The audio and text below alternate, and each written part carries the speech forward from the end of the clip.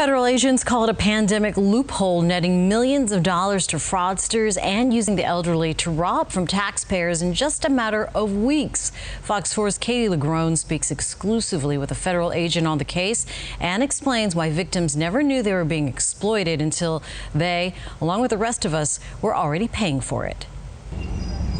I don't know what this is. Is this a knee? Yes, that's a knee.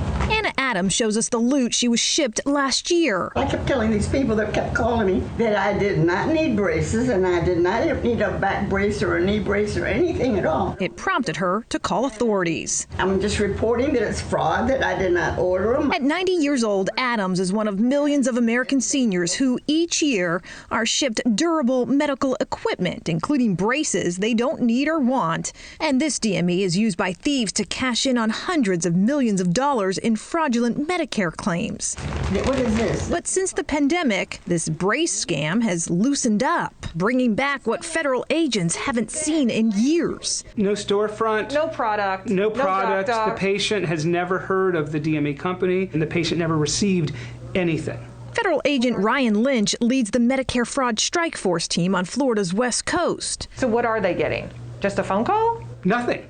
Back in March, when the feds declared a state of emergency over the COVID-19 pandemic, the Centers for Medicare and Medicaid Services temporarily halted mandatory on-site visits to newly established durable medical equipment companies. Lynch says that was the welcome mat to an age-old scheme. What they did was open up their DME companies, get certified, no site visit because of the pandemic, and then immediately bill huge amounts in the millions in just 4 to 6 weeks. To date, the feds have identified at least a handful of fictitious medical equipment companies that opened and shut within 2 months, all in Florida, specifically Fort Myers. At least 2 of the companies, Lynch says, even applied for PPP loans. While the company shut down before any PPP cash could be sent, Lynch says they had already made out like bandits. In a span of time of 6 to 8 weeks, they're billing in Medicare and they're making